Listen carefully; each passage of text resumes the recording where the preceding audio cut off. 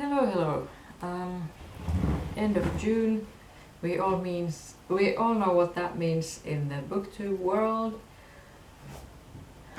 I haven't been doing any wrap-ups this year, so I'm gonna also go kind of quickly through all of the books I have read after the tag questions. I was meant to count how many books I've read. 38 if I'm counting correctly, and then I'm not so organized that I thought I was. Okay, then I'm also in the middle of 2 books or more, but these are the 2 that I'm trying to finish during this last week of June. So, all that being said, let's jump into the tag questions. Starting with the best book you've read this year so far, and that's Little White by Robert Galbraith. It's just such well done murder mystery. It's the 4th in the series, so and I'm gonna discuss the series in length in a minute. I already know the characters quite well, so it's just jumping into the new mystery. And I remember when I was reading it, I had a day when I went to another part of the city twice, and I sat on the bus for 2 hours total, and I was just so happy that I had an excuse to read the book. And that tells you a lot, because I'm usually not very happy about those bus rides. But on that Monday I was very happy, very content. Question number 2. Best sequel you've read so far this year. Tales from the Cafe by Toshikazu Kawaguchi. I'm sorry if I am pronouncing the name completely wrong, I might be. I love the first book already. I have read it twice, and then the second one was, I think, just as good, which is first of all rare, and it even it didn't continue the story, but it felt like a standalone, but it did get some closure with the ending. It was so beautiful.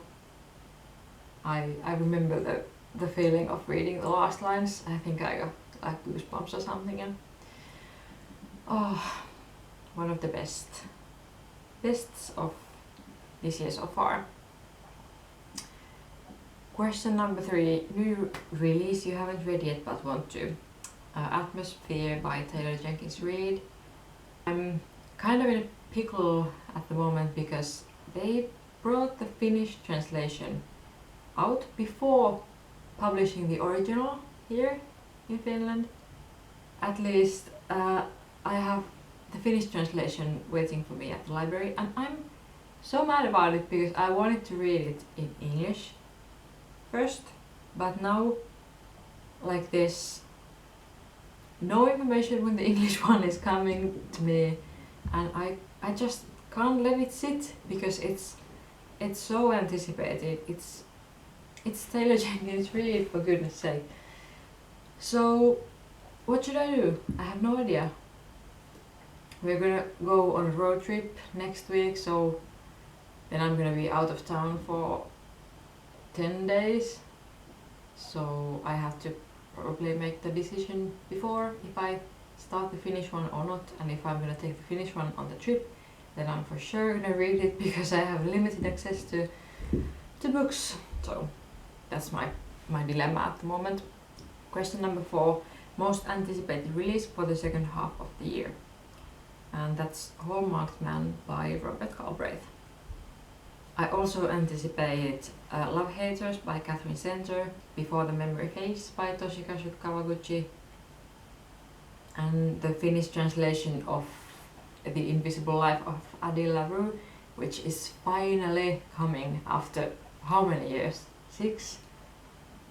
I don't even know. it's been too long that I'm just I'm so excited to read that one.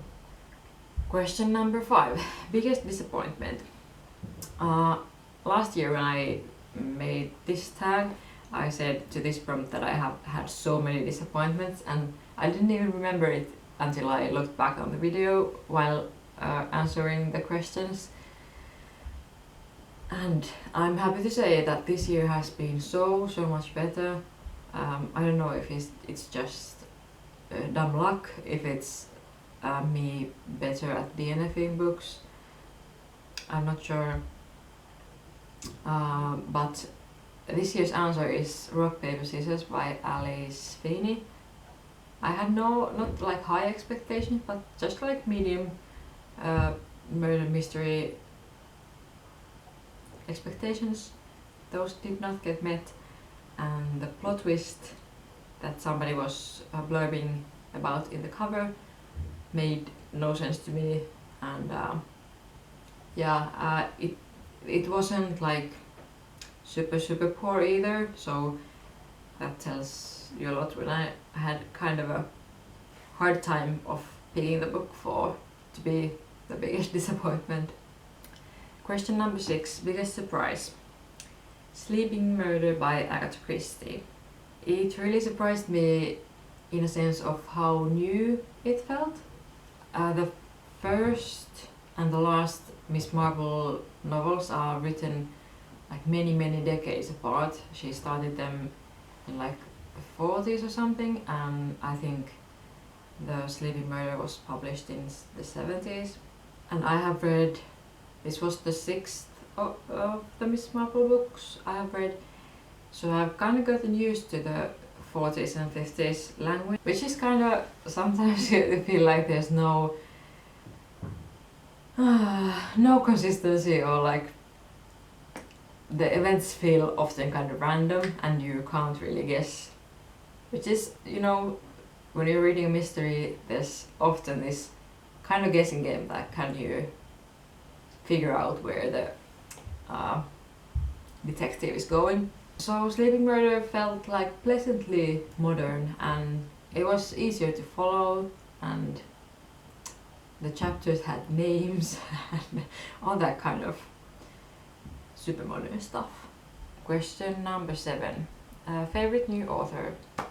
Probably Amy Liptrot. I love the Britishness of her language, the dry humor and the beautiful way in which she sees the nature around her. Thank you to Dolly Alderton for the recommendation. Question number 8. Newest fictional crush.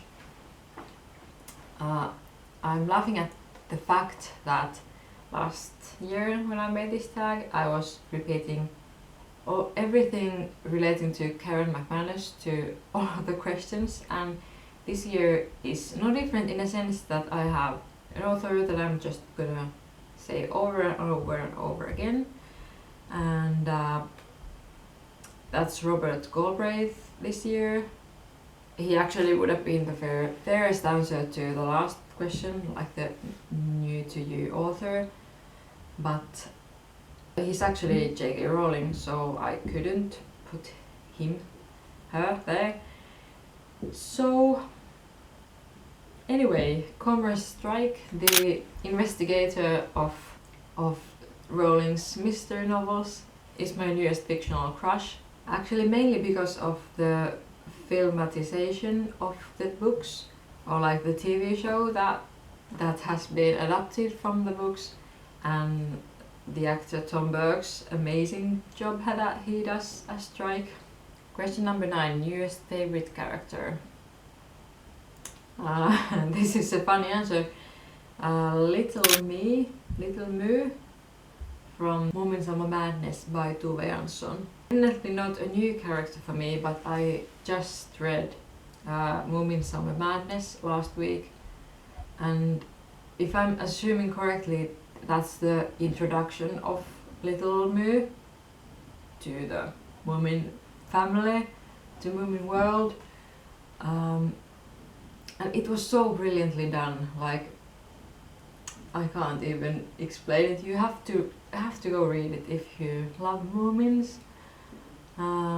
It felt similar than rereading Harry Potter's last year and rereading the part when Hermione comes to the Hogwarts Express carriage where Harry and Ron are sitting, and it's just such a short sentence and the character is just set up so well already, and when you know the character beforehand, it's just warms your heart to read about them, like them meeting the other cast of characters. It's the best feeling. Question number 10, book that made you cry. Great Big Beautiful Life by Emily Henry, of course. She really does tend to make me cry at the end of her books. I think I also cried at the end of The Moving Finger by Agatha Christie. There was this really beautiful short letter at the end that really caught me off guard, and I think I cried at that point as well. Question number 11, book that made you happy. Have I Told You This Already by Lauren Graham was really sweet. She didn't avoid any hard topics, talked about them in such compassionate way. I love her portray of Lorelai Gilmore, and she really poured so much of herself into that character that it feels like a hug to read her writing or listen to her speaking, even though she's not in the role. Question number 12, most beautiful cover. I'm still in love with these new Miss Marvel covers. They are actually what inspired me to pick the Marvel stories up for the first time in my life, and I'm kind of cringing at the fact that that's kind of what they are supposed to do. I think they are very Instagrammable, just this marketing idea, I think, and I mean it worked 100% on me. I have been making Instagram stories of every one of them because they are just so cute. So I guess well done, Team Agatha Christie Publishing. And then the last question, what books do you need to read by the end of the year? These TBRs are never working for me. Whatever I say, then I'm gonna read something completely different, something new comes up, or the book that I mentioned turns out to be an instant DNF. But if I have to guess something, actually I have had this for a little bit. I have sometime before I have to return this to the library. This is the Finnish translation of Broken Country by Claire Leslie Hall, and it's set in Britain, and it's supposed to be kind of murder mystery, general fiction, a little bit like Where the Crow Does Sing, which I don't know if any book can be like Where the Crow Does Sing, but I love Britain. I miss Britain at this point of the year, and I'm really hoping that this will be a good fit for me. I think I tried to read Any Human Heart by William Boyd during the end of the year, because I'm still listening to the Hilo podcast, and Dolly and Pandy are raving about that book, or just they keep mentioning it again and again, and I'm determined to give that a try. And then I'm slowly going through Come Together by Emily Nagoski. So those are like my safe guesses, and then I would also like to continue the second half of the Miss Marple books. I have 6 down, 6 to go.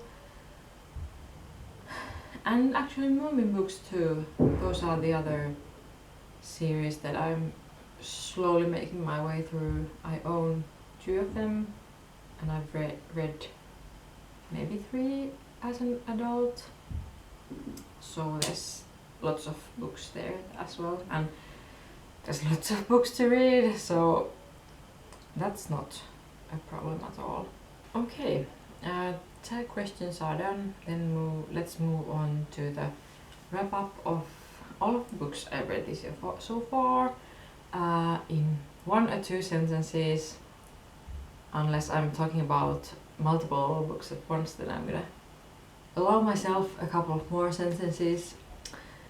The first book I finished was The Secret History by Donna Tartt, which has been on my TBR for years. The world and the aesthetics that everyone raves about of this book were not for me. It felt really dark and creepy, even though I do recognize that the book and the writing was just super well done. Then The Final Gambit by Jennifer Lynn Barnes. I wanted to finish the trilogy, but it just got so confusing with all the characters and all the drama, and especially the love triangle situation. The Rules Do Not Apply by Ariel Levi was a sad memoir written beautifully and accountably. It was definitely worth a read. Then I finished The Intimate Deception by Sherry Geffer, that I had been reading for over 6 months at that point. I heard Sherry speak at a conference last year, so I bought the book.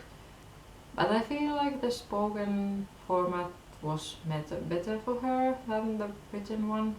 Rock, Paper, Scissors by Alice Feeney. This I already talked about. Not great.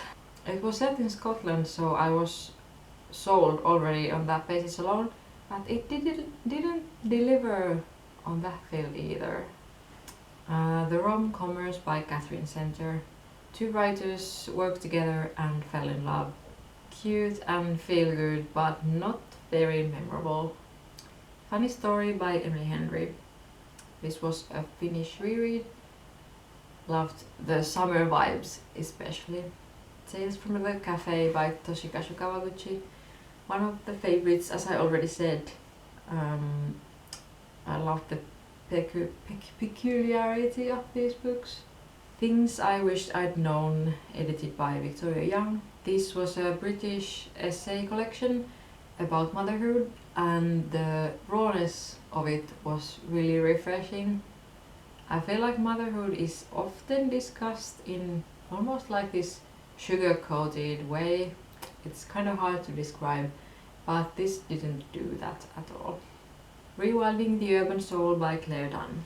I feel like urban and wild describe my values and style quite well, so that's something I've been thinking a lot about in the last maybe a year, and so I really wanted to give this book a proper go.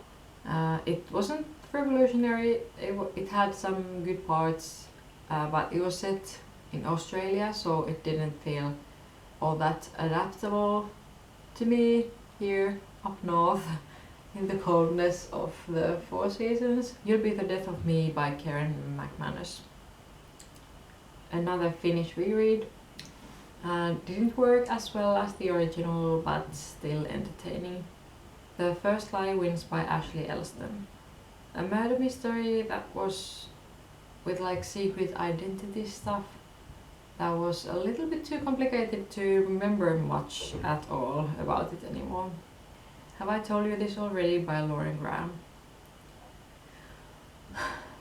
Give me all the Gilmore Girls vibe and I will happily take them. I love Lauren, as I already said. Then is this the only Finnish book I finished this year? I'm very bad at reading Finnish stuff, even though I have read some of these books in Finnish. Anyway, Hattara Dilemma by Ulla Lehtinen. This is Finnish YA. Maybe romance, YA romance, I'm not really sure. She's actually an acquaintance of mine, so I wanted to support, and I was really curious to see what her writing is like. But unfortunately, the story didn't speak to me at all. It was really a bummer. And I read both The Outrun and The Instant by Emily Liptrot. These are her memoirs of life as a recovering alcoholic, living in Orkney Islands and Berlin, finding your way in the world and exploring local nature. Definitely recommend those. Then Big Borough of Steel by Sarah Adams, the third part of the Rome, Kentucky series. The first one of the series was great, and the following two kind of mediocre, but in a positive way mediocre.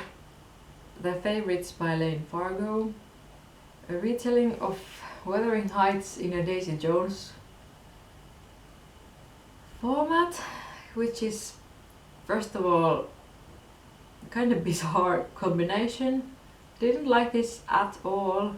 I think TJR has already done such top-notch job with combining kind of interview stuff, literates of spoken stuff and clips from magazines, and like she's already done it perfectly. So if you have to repeat that format, first of all don't, but second of all, it has to do more than remind the reader about Daisy Jones and the Six. Vera Wong's Unsolicited Advice for Murderers by Jess Sutanto. Finnish reread number 3.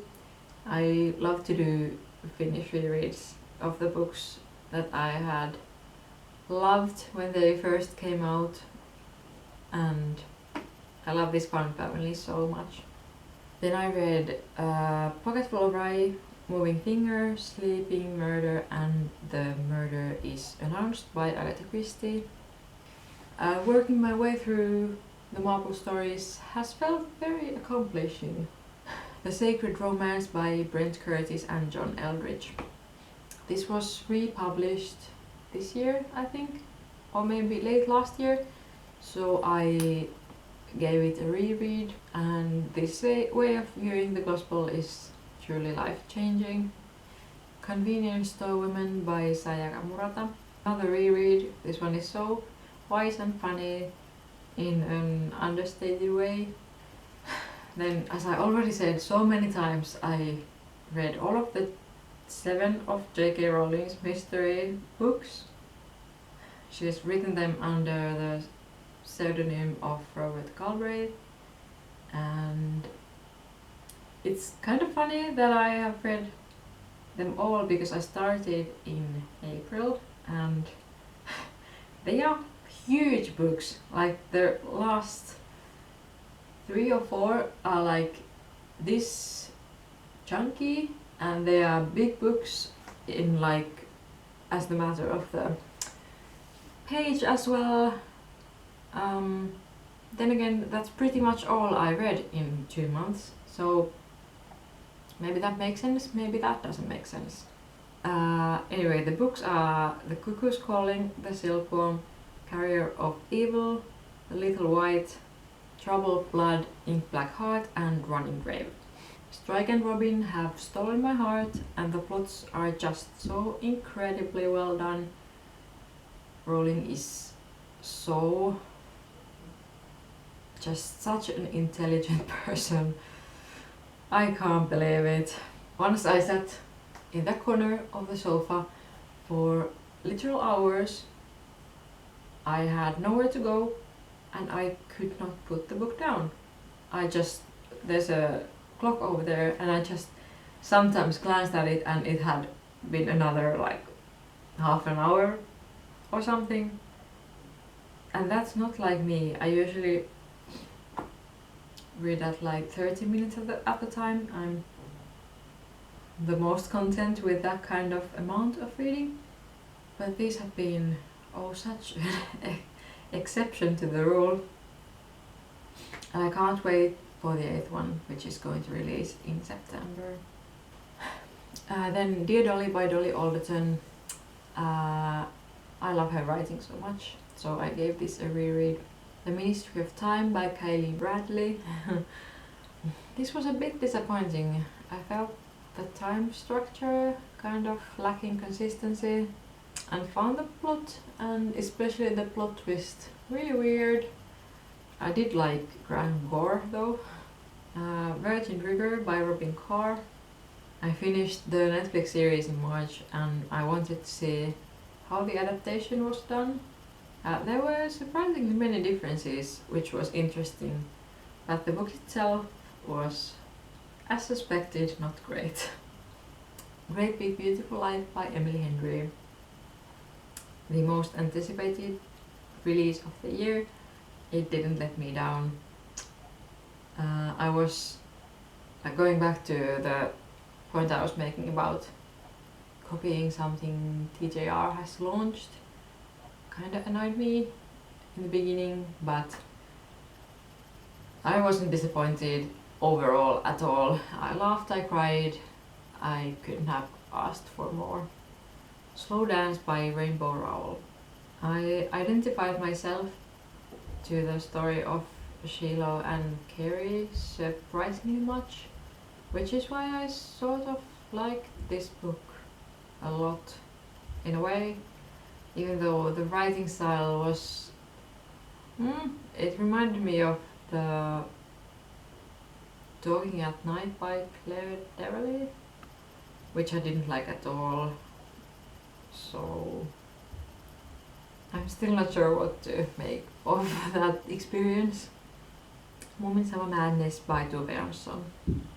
I wanted to read this at Midsummer, which was last week, and where the story of the book is set, and it was so lovely and so funny.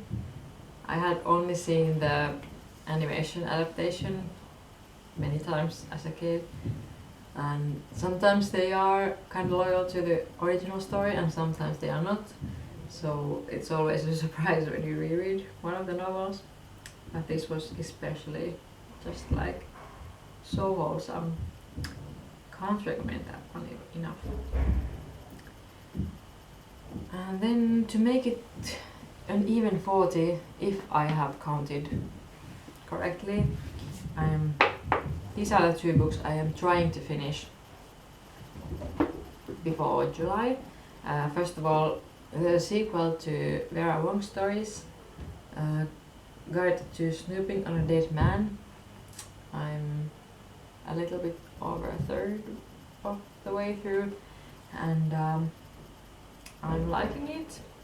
It's always a risk to continue something that was supposed to be a standalone. I feel like when we got to the revealing parts, it gets more hooking, but this far it's done so similarly to the first one that it has kind of lost my interest.